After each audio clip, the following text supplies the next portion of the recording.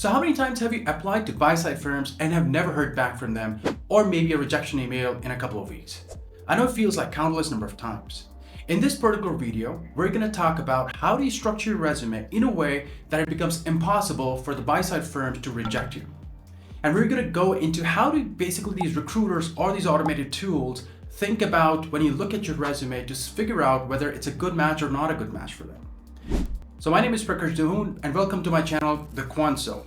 I have about 7.5 years of experience on buy side, working across major firms like Millennium and Quant. So now let's get started with the video and look at how do you basically get your resume to that level so that you never get rejected. All right, so now let's talk about how we can actually, structure a resume as we had discussed, so that it becomes the best version that you can put for your resume from perspective of buy side, interviews. So I'll start by first of all, sharing my screen on a whiteboard. Okay. All right. So now let's talk about, what are the main things which people are looking for when it comes to the buy-side recruiters or the AI tools that the buy-side folks are employing to review your resume. Number one thing which people care about is how much relevant your resume is to what they're looking for, right? And so what they're essentially looking for is any kind of a predictive modeling experience. When it comes to quant buy side, it would be predictive model experience and it relates to returns.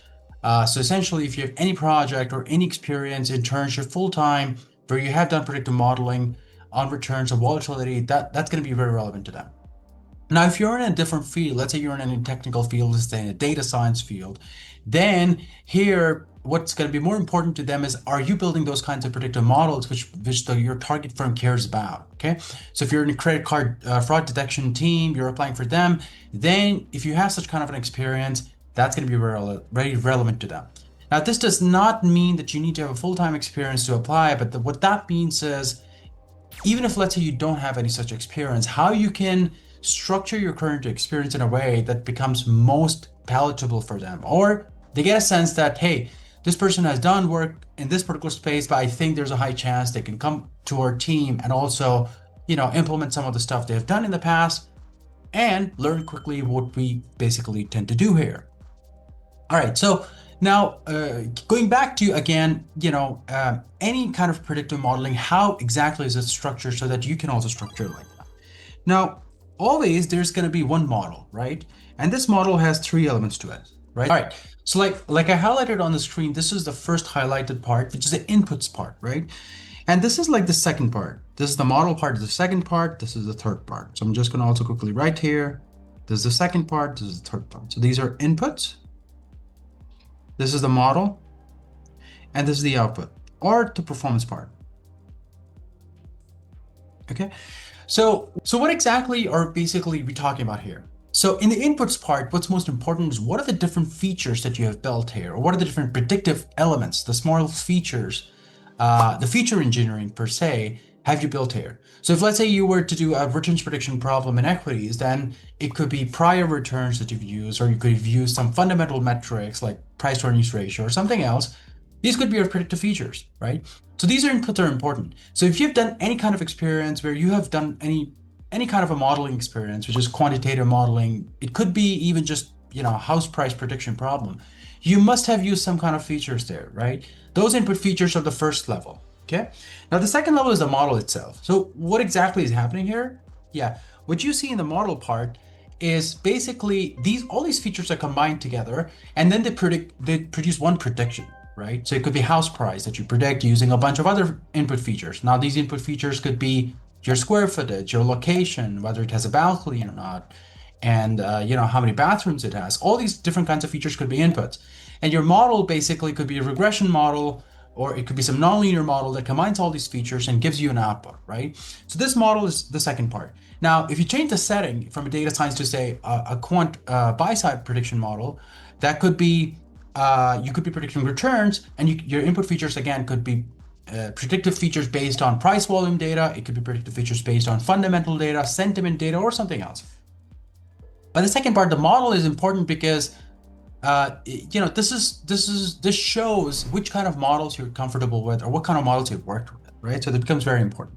Now, the third part is the output of the performance.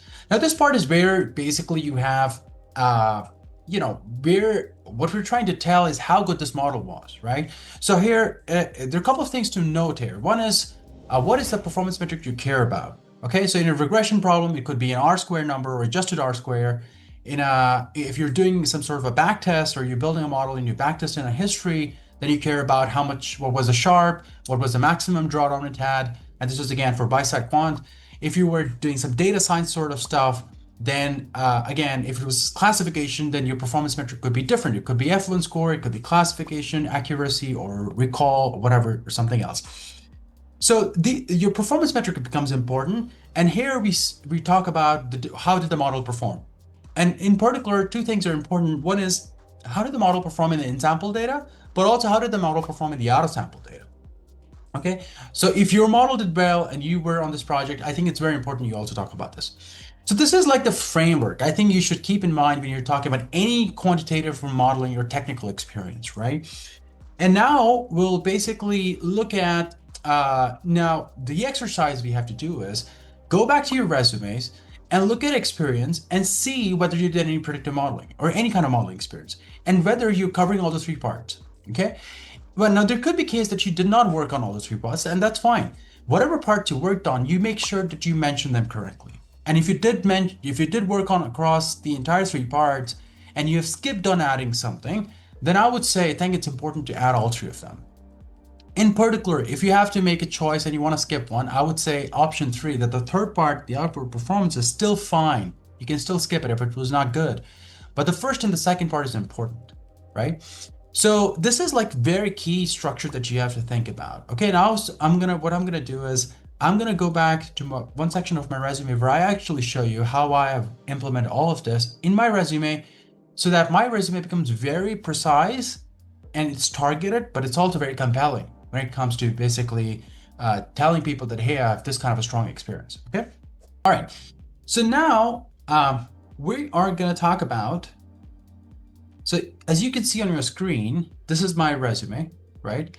And in particular, what I'm gonna talk about is one of the experiences which I worked as, as a quantitative researcher initially, was at Quant in Mumbai from September 2017 to December 19, and it's been a while, but the most important thing you have to think about here is how precisely I'm talking about the different kinds of ideas, okay? So now, again, remember the three parts. So the first part is important, and I have to show that I've worked on that, because as somebody who has modeling experience, you have to make sure you talk about 1 and 2 points, okay? So in this particular setup, because I only worked on the feature engineering part of the first part, and it's fine, sometimes you don't need to have a complicated model that combines them. You can just talk about this, but let's now quickly use some annotation to point out a few things. Okay, so in this particular experience, one of the things you see here is I've worked across a variety of data sets, okay? And this is, again, just another way to give you a proxy of, hey, that you're comfortable in building features across multiple data sets or building different kinds of features, okay? And the different kinds of features, I don't explicitly mention them, but I do talk about the ideas I've worked on. Okay, so this is like I've worked on fundamentals, I've worked on technicals. Now these are some of the more precise and specific ideas like ex post and ex ante returns and group momentum ideas, okay? Now if you go a bit further up, what you see here is this is a little bit of, I'm increasing the precision of my work. So now let's look at Millennium Experience. So in Millennium Experience, what you see is I've worked on 4 specific signals, right? And here, the main things to note here is that I talk about the different kinds of ideas. Now, these are, again, another proxy way to talk about the features, because like in your resume, you can't really mention all the different features, but you can definitely go a little bit level high up and you can give a broad category of features you worked on. So here, I talk about the broad ideas I've worked on. So you see here, credit card-based ratios, options-based alphas, and some price volume-based alphas just focus on hazard stock, lottery stocks. And then, and this is then basically some other ideas. So these are all, just a proxy way to tell us that, hey, these are the different kinds of features I've worked across. Now, if you worked, let's say, building alphas using only price volume signals, then you could also mention momentum-based signals, reversion-based signals, like I mentioned in my first experience where I said ex ante or ex post returns. So this is basically how you mention the first part, right? Now, if you, let's say, and I didn't use any complicated model here, but nowadays people also use machine learning and nonlinear methods. So you could also use this kind of methods here and you could talk about them. Yeah, if I talk about my latest experience, I've also worked on building some new signals using some short interest data sets, and I'm talking about again these features element in the first part. Then I also talk about using some I talk about again, I did not use any nonlinear methods, so I've skipped them. But you could talk about them if you have worked on it. If you've not worked, that's fine. Now, again, if you worked on something beyond regression or bridge regression, I think it's good to mention. Otherwise, you can also skip, but you could also mention regression. I've skipped here. And I think you can add them. That's fine. I think one of the things to understand here is that you talk about these features. That's important because many of the times you'll get questions on them. And you can, again, talk about the models if you've used any.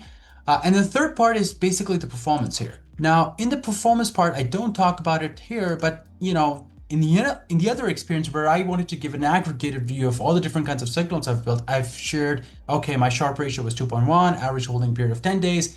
And in this way, I'm talking about the part 3 here, right? Where I'm talking about how the models were performing.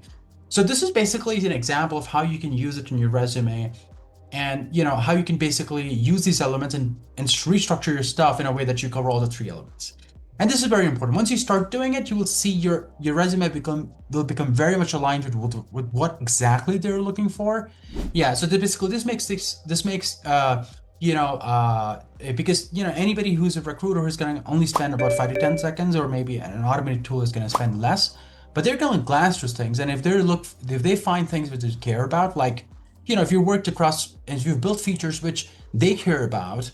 Let's say if you were applying to a credit card fraud detection team, and you've built a credit card fraud detection model. If you have worked on features, which are important for credit card fraud detection, then naturally, your resume is going to be very much aligned with what they're looking for.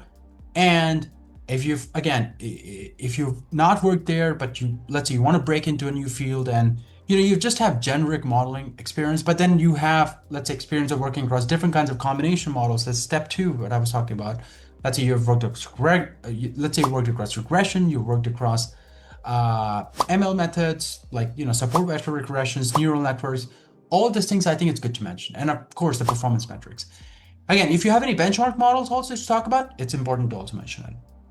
One more thing which I would also say, it's very important in your resume, and again, something which I also do in my resume, I'm going to quickly take you back there.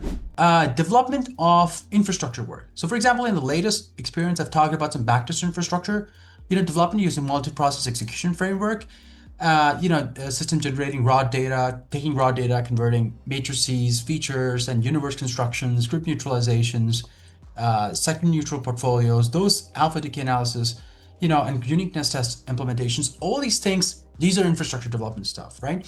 So now if you have, and any quant or any sort of, I would say, data scientist per se as well, or any kind of tech person, any technical software developer would have to do some infrastructure development, right? And it's important that you mention that as well, because especially for quant research, or sometimes for quant trading as well, it's critical that you exhibit some work where you can develop stuff, you can develop infrastructure that can handle data, that can build models, and also basically take you from end to end, from data all the way to your signal dumps, right? Or sometimes even all the way to the execution of your trades.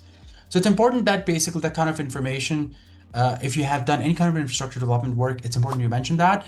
And I would say if you take care of all these things, you should be in a pretty good spot to understand that on a resume front, you are not gonna be on a back foot.